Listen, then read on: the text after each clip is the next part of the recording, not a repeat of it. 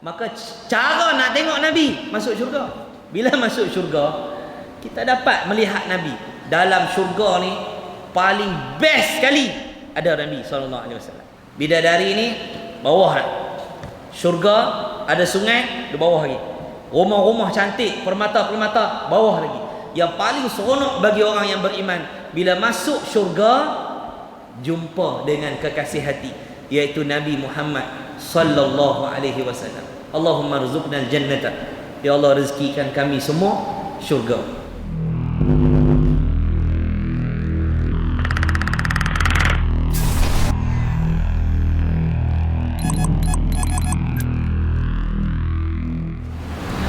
Assalamualaikum warahmatullahi wabarakatuh. Alhamdulillahi rabbil alamin.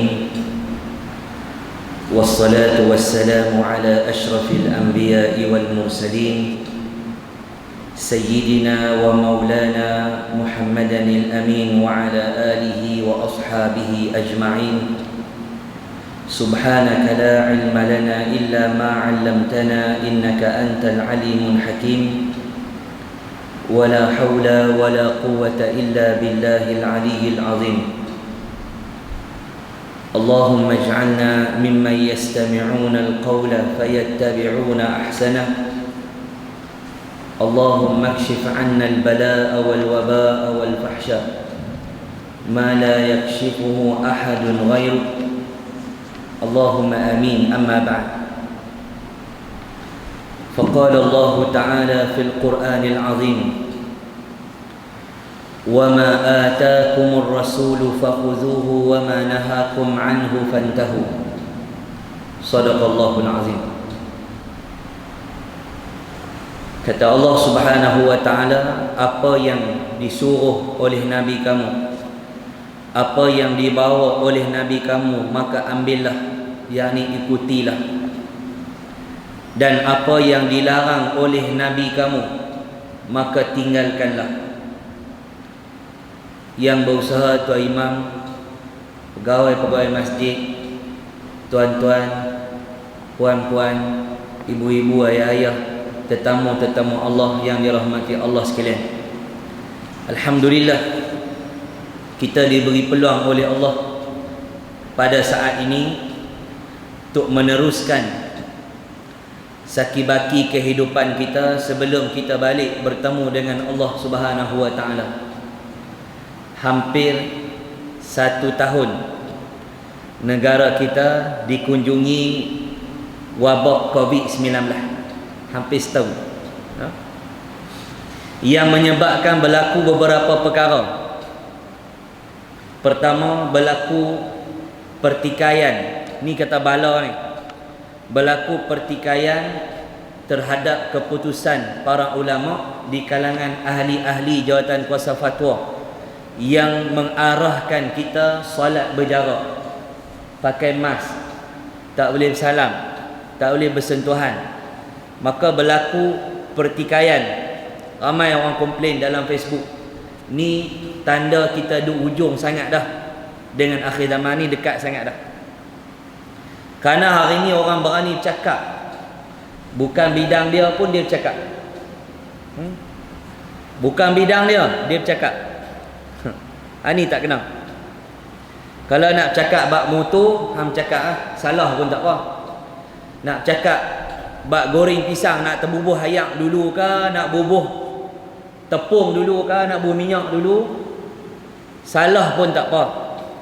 Tapi kalau bab agama, jangan pandai-pandai cakap. Kerana bab agama ni ada kait rapat dengan hukum hakam. Satu yang berlaku.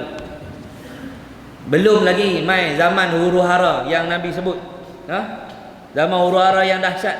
Dia akan mai zaman tu lagi teruk. Yang kedua, kita tengok orang yang duk malah main masjid, dia lagi malah. Pasal nak kena tulis nama lah, nak kena scan lah, nak kena pakai mask lah, bawa jadah niri lah, apa payah nak pergi mayang. Jadi yang malah lagi malah. Hak duk rajin pun dia tekoh-tekoh, dia rasa nak mai, kadang-kadang dia jadi malah nak mai. Ini bala yang kedua. Yang ketiga, Yang ketiga, kita boleh tengok pusat-pusat pengajian ditutup. Maka akan lahirlah masyarakat yang tak ada ilmu. Betul tak? Pusat pengajian tinggi mengaji online. Mengaji online, kita duduk mengajar, ustaz mengajar, pensyarah mengajar, mereka kat belakang. Boleh jadi dulang selimut tengok kaki melunjuk. Kadang boleh baring, boleh menerak. Saya silap layan game online sambil duduk tengok. Mute, tutup audio daripada pensyarah, tak dengar apa. Boleh jadi. Maka timbullah masyarakat yang belajar tak ada adab. Kalau benda ni berterusan 5 tahun, 10 tahun, tuan-tuan, kita dah boleh bayang apa akan berlaku pada dunia akhir zaman nanti. Perpecahan demi perpecahan, perbalahan demi perbalahan. Maka inilah bala yang Allah Ta'ala bagi. Mudah-mudahan kita bertaubat, Allah angkat bala ni daripada kita. Yang keempat, orang tak boleh kerja. Ekonomi korang. Bila ekonomi tak apa nak clear, akan timbul curi, rompak, nipu. Sebab nak bayar hutang, sebab nak bayar bil keperluan hidup seharian. Maka mudah-mudahan dengan kita duk main semayang hari-hari ini, Allah Ta'ala angkat wabak ni daripada keluarga kita, daripada masyarakat kita, dan Allah hilangkan daripada bumi Kedah ni khususnya, insya-Allah. Dan duk tengok Kota Stark tu tang mana Ustaz? Tang ni. Duk ada lagi kes ni. Tak apa, hari ni Kedah berapa kes? Tak tengok. Kemarin berapa nak? 24. Hari ni berapa? Berapa? 5. 25. Agak-agak yang duk di Yellow Star ni hak tak semayang lagi ramai daripada 25 orang. Ramai ikut tu. Kira okey lah. Jadi yang kena Covid tu tak seramai hak tak semayang. Kira okey lah. Kan? Itu komplain masjid tak buka apa semua. Buka tak main juga. Orang tu ke? Komplain tu tak main pun. Memang jenis dia komplain. Daripada dia lahir, dia komplain. Sampai dia mampu hari esok. Memang kerja dia komplain. Baik. Sambung pengajian yang kita tangguh hampir setahun. Bulan 2 pi umrah, balik-balik tu PKP. Terus jalan. Tak ada program. Baik. Saya pun ingat tak ingat lah. Sambung tamat. Saya rasa lah hari itu kita baca tentang keputeraan baginda sallallahu alaihi wasallam dan penyusuannya. Bagaimana Nabi sallallahu alaihi wasallam dilahirkan dalam keadaan yatim. Kemudian Nabi disusukan oleh Suwaibah Al-Aslami. Suwaibah ni dia hamba kepada Abu Lahab. Kerana Suwaibah ni bawa mai berita kat Abu Lahab tentang kelahiran Rasulullah sallallahu alaihi wasallam. Dia seronok dengan kelahiran Rasulullah ni, Abu Lahab ni. Dia seronok dengan kelahiran Nabi. Maka dia merdekakan Suwaibah. Suwaibah, aku merdekakan kau kerana aku gembira akan kelahiran anak saudara aku, yakni Nabi kita Muhammad sallallahu alaihi wasallam. Maka ada riwayat mengatakan Abu Lahab pada setiap hari Isnin dikurangkan azab, diringankan azab dia setiap hari Isnin, kerana dia menyambut baik kelahiran Nabi SAW dengan memerdekakan Suwaibah Al-Aslami. Ulama khilaf tentang Suwaibah ni. Ada kata Islam, ada kata dia tidak memeluk Islam.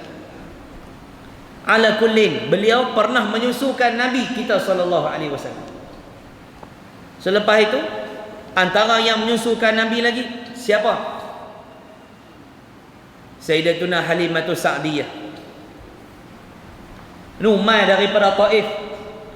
Kampung Bani Sa'ad ni atas daripada Taif lagi.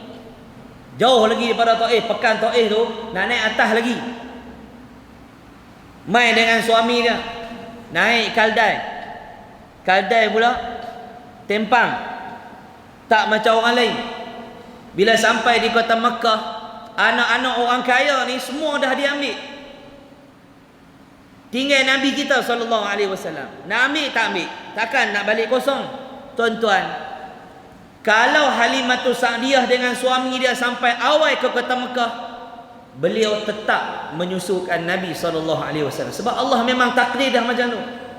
Takdir Allah, tidak ada orang yang mampu mengubahnya. Allah nak tahun 2020 ni jadi macam-macam. Tahun 2020 ni kita duk ingat ada kereta terbang. Tak ada. Tukar kerajaan awal tahun. Selalu pilihan raya baru tukar kerajaan. Tukar kerajaan tengah-tengah. Lepas tu mai pula Covid. Mai pula tak boleh sembahyang tarawih di masjid. Boleh sembahyang fardu AJK saja. AJK hak balok liat tu. Balok liat ketegak. Jumaat yang mai. Waktu lain tak mai. Jumaat nampak muka, kalau 4 jadah. Ni pegawai 1, pegawai 2, pegawai 3. Hari lain hilang. Duk mindam. Mengaikan buyu. Ronda petang-petang. Jogging. Bawa cucu. Pi dekat menara. Bayar RM5. Cucu naik kereta kontrol. Tok Wan AJK masjid. Tak main masjid. Bila berlaku Covid, AJK je boleh pergi masjid. Dia baru dia, nak kena pergi masjid pula. Orang tahu. Yang jemaah nak pergi, AJK tak mau pergi pula. Allah pilih AJK.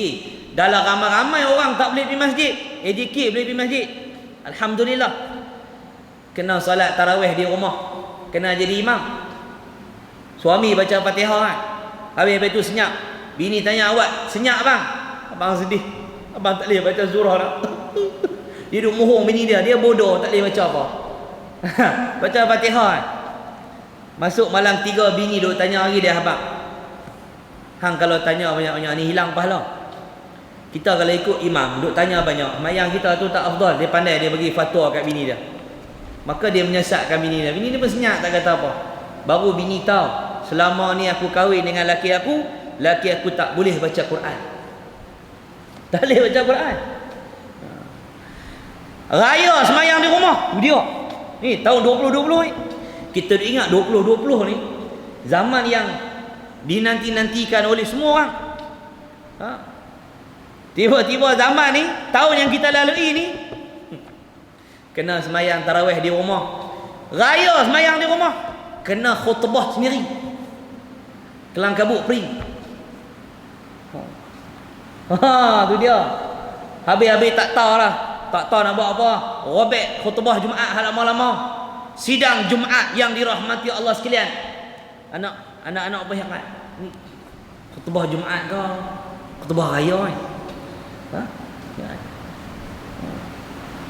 Nak buat korban pula, lembu kena daftar lah, orang pegang ni. Zaman ni zaman Allah uji kita. Tuan-tuan ambil peluang lah. Sementara boleh main mengaji, boleh main semayang, main lah. Jangan tunggu sampai satu tahap Allah bagi penyakit apa pula hak nak main lepas ni, takut-takut tak boleh keluar rumah langsung dah. Na'udzubillah min zalik. Maka takdir Allah menentukan Rasulullah disusu oleh Sayyidatuna Halimatus Sa'diyah. Bawa balik Nabi. Tunggangan dia yang lambat tadi jadi laju sampai ke kota Taif.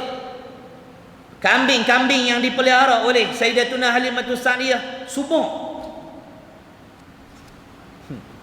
Kemudian tuan-tuan, tanaman-tanaman dia, kambing dia, susu Halimatus Sa'diyah pun banyak. Berkat Nabi SAW. Belum jadi Nabi lagi, dah terzahir keberkatan, kemuliaan yang ada pada batang tubuh baginda SAW. Maka Nabi tuan-tuan membesar di kota Taif, sehingga berlakulah peristiwa belah dada yang menyebabkan Sayyidatuna Halimah ni pergi hantar Nabi balik dekat mak dia. Ambil baliklah anak kamu ni, ada peristiwa belah dada dia, saya bimbang. Mak Nabi kata jangan takut, ketika aku lahirkan dia keluar cahaya dalam rumah aku yang sangat terang, bawalah balik anak aku ni ke pangkuan kamu. Nabi dipelihara oleh Halimatus Sa'diyah lebih lama daripada kanak-kanak yang lain. Akhirnya hantar mai dekat mak Nabi, ikut mak Nabi ke kota Madinah, ziarah makam ayahanda Nabi SAW. di pertengahan jalan waktu balik mak Nabi bertemu dengan ajal. Maka Nabi pulang ke kota Makkah dengan Ummu Aiman, iaitu hamba kepada ayah Nabi SAW. Ada riwayat mengatakan mak Nabi dibawa balik jenazahnya ke kota Makkah. Ada riwayat mengatakan dikebumikan di Abwa, di tempat kewafatan Sayyidatuna Aminah. Baik. Jadi tuan-tuan dan puan yang dirahmati Allah sekalian, maka kita dah belajar dah tentang keputeraan Nabi SAW. Karena keputeraan Nabi SAW ni tuan-tuan, kita kena ambil berat bahawa Nabi lahir daripada perkahwinan. Keturunan-keturunan yang Allah takdirkan benih Rasulullah tu nak sampai kepada mak Nabi dan ayah Nabi, semuanya melalui perkahwinan. Hari ini orang Melayu kita, khususnya anak Melayu kita, mereka ambil ringan tentang zina. Ambil ringan. Zina hari ini adalah benda biasa. Nabi sebut dalam satu hadis, lam tazharil fahishatu fi qaumin qat, tidak terzahirnya satu perbuatan zina dalam satu kampung tersebut, dalam satu kaum tersebut, hatta yu'linu biha, sehingga depa ni hak duk buat zina ni menzahirkan perbuatan tu, rakam, buat video, cerita ke orang, kongsi dalam grup dia, habaq kat kawan dia, tengok hari ni aku boleh makan seorang ni, tengok hari ni aku dapat 3 orang, tengok bulan ni saja 8 orang, dia duk bangga. Depa ada satu grup depa, contoh dia tahu ustaz tahu nak, aku buat contoh ya, ini kata aku duduk dalam grup tu pula. Contoh saja. Jadi menzahirkan perbuatan zina ni. Nabi kata illa fashafihi mutta'una wal auja'. Tak lain tak bukan Allah akan turunkan satu bala kepada kaum tersebut, iaitu wabak ta'un. Ta'un ni berjangkit. Macam COVID. Dia berjangkit. Wal auja', dan penyakit-penyakit allati lam takun madat fi aslafihim alladina madaw. Nabi kata tak pernah ada penyakit zaman dulu akan ada zaman ni. Contoh, tak pernah ada zaman Nabi, ada zaman kita. Denggi, chikungunya, dan yang terbaru yang kita dapat ni COVID. Boleh jadi wabak ni main sebab banyak masyarakat kita di kalangan orang Islam yang berzina sehingga melahirkan anak, dan ada yang bunuh anak tersebut, ada yang lempak, ada yang buang, ada yang bela dan sebagainya. Bahkan tak malu. Na'udzubillah min zalik. Kena jaga. Ibu-ibu, ayah-ayah, mudahkan urusan perkahwinan.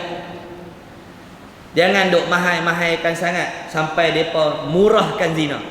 Biar hantaran murah, zina jadi mahal. Jangan hantaran mahal, zina jadi murah. Ini kena ingat. Halal berhalal bagi mudah. Bulan ni berapa orang ambil borang Ustaz? Ramai lah?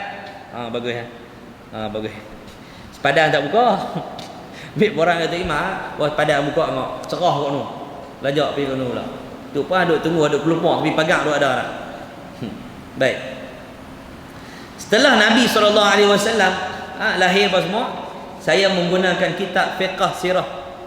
Bukan nak cerita sirah Nabi satu persatu, tapi nak ambil hukum hakam daripada sirah yang berlaku ke atas baginda sallallahu alaihi wasallam. Baik. 4 kali dikatakan Nabi dibelah perut. Dibelah dada Nabi. Peristiwa ini disebut sebagai pembedahan perut baginda sallallahu alaihi wasallam. Untuk apa?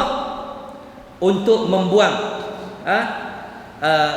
bukanlah untuk membuang kesan-kesan kejahatan yang ada dalam diri manusia. Allah sahaja mengetahui dari tubuh badan Nabi SAW kalau ada terdapat kejahatan sekalipun. Allah yang mengetahui. Bukan tujuan nak buang benda jahat dalam tubuh Nabi, tetapi hikmah ilahi yang jelas ialah untuk mengiklankan, mengisytiharkan kerasulan Nabi kita sallallahu alaihi wasallam. Ingat saja belah dada. Nak habaq kata ini adalah seorang manusia yang kami pelihara dia daripada dulu lagi sampai dia lahir. Itu Allah nak habaq. Bukan saja belah nak buang hak ketegak tu. Nabi tak ketegak dengan kita. Walau tak ada ayah, Nabi tak ketegak. Walau tidak ada mak, Nabi tak ketegak. Walau Nabi tak ada tok wan, duduk dengan pak nakan, anak ramai, miskin pula, Nabi tak ketegak. Nabi dengar cakap, Nabi orang jujur, Nabi orang baik. Subhanallah. Disegani dan disayangi seluruh penduduk Mekah. Semua orang sayang Nabi. Subhanallah. Kita nak orang sayang tak macam orang sayang Nabi? Boleh kalau kita nak orang sayang kita macam Nabi, semua orang sayang, dengan syarat jadi saleh. Saleh ni baik. Orang baik pun orang sayang. Tapi setelah Nabi, menjadi Rasul, dipanggil muslih. Tugas Nabi bukan hanya Nabi baik, Nabi kena perbaik orang lain. Nabi kena perbaik orang lain. Hak mana akidah tak betul, tegur. Masyarakat tak betul, tegur. Nabi perbetul imam dan ahli jawatankuasa Masjidil Haram yang menyembah patung-patung yang Nabi SAW beri amaran demi amaran. Nabi nasihat, tegur pemimpin-pemimpin. Nabi lawan kerajaan dia, karena kerajaan Nabi pada ketika itu melawan Allah Ta'ala. Nampak tak? Itu Nabi. Nabi bukan pak angguk. Nabi bukan ya janji duit masuk akaun, ya janji dah. Nabi bukan macam tu. Nabi bawa agama daripada Allah. Tugas Nabi kena jadi baik, dan Nabi kena baiki orang lain. Tak kira siapa, kawan ke, lawan ke, adik-beradik ke, rakyat biasa ke, pemimpin ke. Tugas Nabi bawa Islam untuk semua orang. Wa ma arsalnaka illa kafatan linnas, dan tidak kami utuskan kamu wahai Muhammad melainkan untuk sekalian manusia. Basyiran wa nadhira, bawa berita baik, balasan syurga, ada nikmatnya dalam syurga. Dalam syurga ni yang paling best ada apa? Abang Haji, paling best dalam syurga apa? Bidadari. Dalam syurga ni paling best apa? Jawab. Bidadari. Tak apa nak bunyi belah ni. Tanya belah ni pula. Apa yang paling best dalam syurga? Ayah. Ustaz, dalam syurga kan dapat bini ramai Ustaz. Bidadari ni bila dia makan Ustaz, nampak orang-orang ni Ustaz. Bidadari Ustaz. Dia duduk sembang bidadari kan. Benda paling seronok dalam syurga ada Rasulullah SAW. Sebab itu kita nak masuk syurga, sebab ada Nabi. Tuan-tuan pergi Madinah, Nabi dah wafat. Kita hanya boleh bagi salam dekat Rasulullah SAW.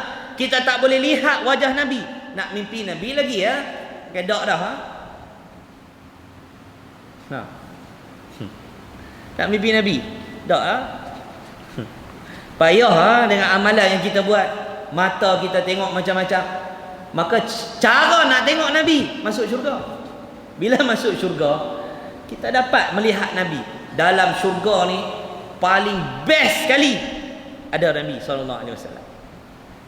Bidadari ni bawah dah.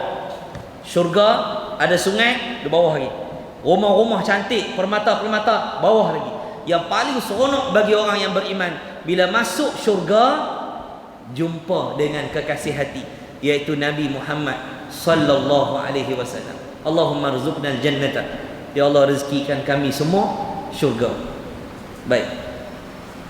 Jadi Allah Ta'ala kenapa belah dada Nabi?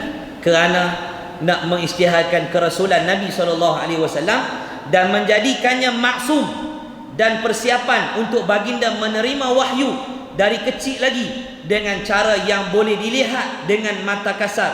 Kerana jalan ini membawa orang percaya dan beriman dengan risalah pengutusannya dengan mudah. Belah dada tu ada orang tengok, bukan tak ada orang tengok, ada orang tengok. Ada benda Allah Ta'ala buat depan-depan, ada benda Allah buat benda belakang orang. Contoh Isra' Mi'raj. Siapa Nabi tak naik siang-siang, terbang depan-depan orang? Ha? Kenapa Nabi naik waktu malam?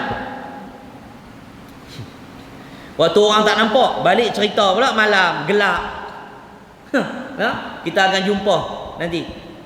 Nanti kita akan jumpa peristiwa tu nanti, insya-Allah. Kita akan kupas panjang tentang Isra' dan Mi'raj. Baik. Jadi pembedahan hati, pembedahan yang berlaku kepada baginda sallallahu alaihi wasallam adalah pembersihan rohani dengan suatu cara yang boleh dinampakkan oleh Allah, oleh panca indera kita, supaya ini menjadi bukti kepada sekalian manusia. Ya, aku tengok Muhammad dibelah dada. Ya, aku ada waktu itu. Nak habaq kata memang Nabi dijaga daripada kecil. Yang tu bab keputeraan baginda dan juga penyusuan Nabi SAW. Kemudian bila Nabi dah membesar, sampailah perjalanan yang pertama Nabi SAW ke negeri Syam. Perjalanan pertama Nabi ke negeri Syam, tuan-tuan, saya pernah daripada bumi Syam ke Mekah naik bas 3 hari. Ini pengalaman yang mahal. Saya bawa anak saya ni, masa tu umur dia setahun nak 4 bulan. Lah dah 14 tahun nak. Tahun 2007, 2 hari bulan 8, musim panas. Musim panas. 56 darjah di Mekah masa tu. Memang panas. Zuhur dengan asar memang saya tak bawa dia pergi. Tinggal di hotel.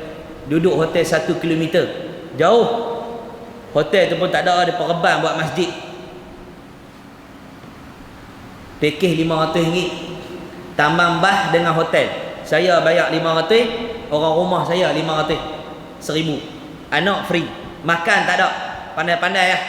Masak lah apa semua. Kadang beli nasi mendi. Dulu dia ada kedai banyak pakai nasi cedok-cedok betul ya. Dulu ni hak jenis telefon kena masuk dalam kotak-kotak. Masuk kedai ada kotak-kotak. Bayar duit, dia akan tolong call kat kita. Kita masuk dalam pintu tu, cakap. Sekotak-sekotak macam jamban tu, dia buat bilik-bilik partition tu. Dulu tahun 2007. Lepas tahun 2011 2013 tu, yang tu baru dia perebat main dia haram buat ni. Pi tengah panas ni tak tahu. Bayangkan Rasulullah pi berniaga di kota Syam pada musim panas. Sejuk pi Yaman, panas pi Syam. Syam kalau pi musim sejuk ada salji, dia tak boleh berniaga. Daripada kota Syam, kota Dimash, tempat saya mengaji tu, nak lalu kawasan yang Rasulullah berniaga ni sejam juga, sejam lebih sikit. Tempat Nabi berniaga. Ini pengalaman yang mahal, tak boleh orang beli. Tak, orang tak dapat. Saya duduk dalam satu bas tu, kami pergi dengan orang Arab, 44 orang. Saya pergi orang Melayu ada 4 orang, kawan saya seorang. Kawan saya seorang, dia yang bawa, dia jadi mutawif saya. Sebab dia pernah pergi dah umrah. Saya, orang rumah saya, dia dengan anak saya, 4 orang. Arab, duduk lambai, hisap okok, relax, 24 jam. Berkepui asap lambai. Boleh bayang, bah ada aircon, hisap okok. 3 hari kita duduk tu. Boleh bayang Dia bancuh teh, dia naik gas halus-halus tu, gas kecil tu. Dia bancuh kopi teh, dia minum, lebih dia tuang kot tengah-tengah lantai tu. 3 hari tak nak sampai. Bau kopi manjang atas jalan tu. Balik dengan depa juga. Tapi yang kesiannya depa ni, Allahu Akbar. Makcik-makcik ni bila bas tu sampai dekat kota Damsyik, nak sampai rumah depa daripada Damsyik nak pergi rumah depa 14 jam ni. Depa duk hujung Syria. Orang Arab Badui. Saya sampai nak teriak. Tanya, depa cakap saya tak faham. Saya duduk Syria 5 tahun, depa cakap Arab kampung depa. Boleh faham dalam 40%, 30% tak? Dia tukar habis huruf kaf jadi ca. Kif halak, kif halaj. Dia tahu bawa kita apa ni. Kan? Kalau orang Dimash kata, "Syu am tahki." Hang cakap apa ni? Dia cakap, "Syu am tahki." Dia, "Syu am tahki." Nak tahu apa bunyi kaf semua ditukar. Ada tak tukar, ada tak tukar. Kita duduk dengan depa 14 hari tu. Bila hak tak faham, nam. Buat gitu lah. Lorak kampung. Bukan kata hak biasa-biasa kalau cakap Bali tu bukan biasa-biasa, hak bunyi sena bunyi tu. Kita pun jadi tak apa nak ni dak. Bunyi anak getah Pergi belah sek tu. Muka saya kau cakap lagu tu. Kita apa heran? Bahasa dia pak. Lagi kebun tengok anak getah. Anak getah, anak getah. Anak. Ni siapa? Anak. Tanpa anak. Anak. Oh, lorak depa. Kedah tu. Tak ada rasa halus tak ni sedap dah bahasa. Pi kau belah tu. Menyuruh tu. Belah kampung saya. Nah, belah tu ayak tak ada. Lama dah ayak tak ada. Kami duk komplain kat sana ayak tak ada. Duk main bil ayak. Malah tu mana ada ayak. Depa ada A. Tu mereka ni pak cik tak bayar bil ayak. Memang kami kan guna ayak, kami guna A. Oh, boleh kat dia. Baik. Bila Nabi pergi ke Syam, perniagaan yang pertama, perjalanan pertama Nabi ke negeri Syam dan usaha mencari rezeki yang halal. Nampak? Nabi anak yatim piatu usaha cari rezeki halal. Nabi tak buat kerja scammer, Nabi tak buat. Nabi tak buat kerja menipu. Nabi kalau menega betul-betul, Nabi tak bohong. Ni barang hak perangat habaq kata baru. Jual benda-benda menipu. Allah Taala turunkan surah tentang orang meniaga. Wailul lil mutaffifin. Orang yang nak meniaga kena baca surah ni dan faham surah ni baru meniaga. Kes tu meniaga kat masjid, tak main masjid. Dia main kencing dengan berak. Lepas tu dia balik jaga kedai dia. Semayang maghrib tak main, isyak tak main. Mainlah semayang. Sekali pi sambung meniaga. Kan nak rugi pun. Betul tak? Rugi kan main semayang? Tak rugi. Hayya 'alas salah, hayya 'alal falah. Jom semayang, jom jadi orang yang berjaya. Nak berjaya kena semayang dulu. Kalau orang tak semayang, dia kaya raya, lepas dia mati, dia akan jadi papa kedana. Tapi kalau orang yang solat, kaya raya atas dunia, boleh bayar zakat dan masuk dalam kubur, jadi kaya lagi. Pasal apa? Pasal dia jaga semayang. Orang yang tak jaga semayang, habis kehidupan dunia, dia akan susah di alam akhirat. Baik. Dalam usia 12 tahun, umur 12 tahun, bapa saudara Nabi SAW bawa Nabi pergi berniaga di Syria, di Syam. Syam ni 4 negara. 4 negara. Jordan, Syria, Lebanon, Palestin. Ini bumi Syam. Tapi pusat kepada Syam hari ini Syria. Negara-negara ni dipecahkan oleh barat supaya setiap negara dia ada dia panggil semangat kenegaraan masing-masing. Jadi apa yang berlaku di Palestin, orang Jordan tak peduli. Nak masuk pi tak boleh tolong. Pasal apa? Kerajaan dia tak boleh nak bantu secara darat. Nampak? Apa yang berlaku di Syria, negara lain macam Lebanon tak boleh masuk tolong. Maka umat Islam dikecil-kecil-kecilkan. Pemimpin ramai, negara jadi kecil. Kita hilang khalifah.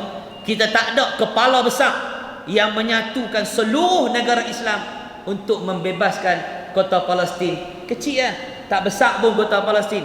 Tapi orang Islam hari ini tak mampu untuk merdekakan Masjid Al-Aqsa dan memerdekakan sahabat-sahabat kita. Hampir 60 tahun lebih mereka hidup di bawah jajahan orang-orang Yahudi yang sentiasa mencari jalan untuk membunuh mereka, laknatullahi alaihim ajma'in. Baik. Jadi bila bawa pergi ke satu tempat tu nama dia Basra. Saya pernah bawa yang di Petua Agung pergi ziarah tempat ni. Bawa. Panggil aku lekeh sangat. Lepas tahu ustaz kampung kan. Tak apalah. Bawa yang di Petua Agung, Raja Perlis. Masa tu pergi ziarah ni. Pergi tengok Masjid Mabrok An-Naqah, tempat unta sujud dekat Nabi tu, unta tunduk kat Nabi tu. Ada kesan tapak unta, perut unta dengan kaki dia dalam masjid tu. Dekat dengan pokok hak Nabi letakkan unta Nabi tu. Dan saya bawa rombongan tu ziarah gereja ataupun dipanggil tempat rahib Buhaira ataupun Bahira yang melihat kedatangan Rasulullah SAW.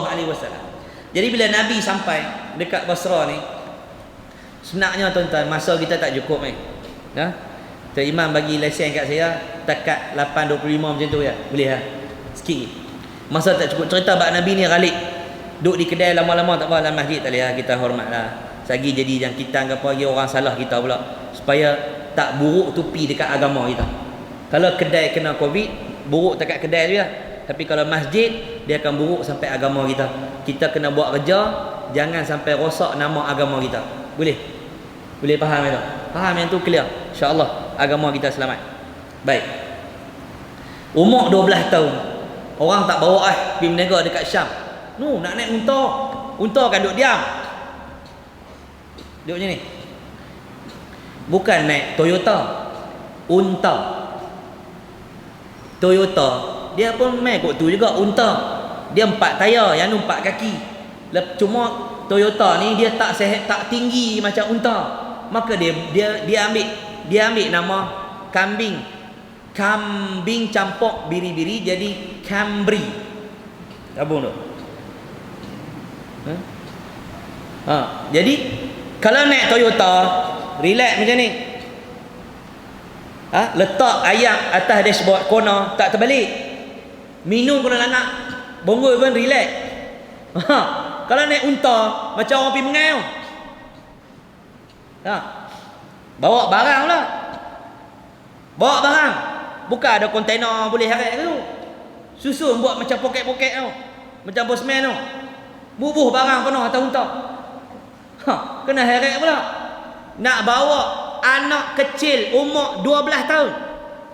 Orang kata tinggal lah, Abu Talib tinggal ya. Oi, aku tak percaya. Tak ada orang boleh jaga Muhammad macam aku jaga. Kerana sayangkan Rasulullah, bawa Nabi pergi berniaga. Tak mau tinggal dekat Mekah. Tu dia pak menakan, sayang kat anak menakan petrol. Tapi walau dia sayang, dia tak ikut Nabi. Jangan jadi Abu Talib. Sayang Nabi, pertahankan Nabi. Kerajaan nak bunuh Nabi, dia yang lawan kerajaan. Padahal dia orang kerajaan, dia lawan. Jangan bunuh Muhammad, dia pertahankan. Dia kata kat Nabi, selagi pakcik ada, jangan takut, pakcik akan pertahankan kamu. Tetapi dia mati dalam keadaan kekufuran kepada Allah Ta'ala. Kita tak mau jadi Abu Talib, sayang Nabi semata-mata, pertahankan Nabi habis-habisan. Tak main semayang. Dia tak beriman dengan Nabi. Oh ya? Tukang cuci masjid tak semayang. Cuci masjid baguslah, tak semayang. Tukang pacak banner kuliah muslimin muslimat dijemput hadir, dia tak main. Poster tu bukan untuk lembu, bukan untuk binatang, untuk orang. Hayya 'alas salah, hei manusia, mai semayang. Yang sedap diri dia manusia, mai semayang. Hayya 'alas salah, hei orang-orang, mai semayang. Binatang jangan mai. Boleh kalau terjemah begitu. Ada nak mai ramai? 2 orang, seorang azan, seorang terjemah.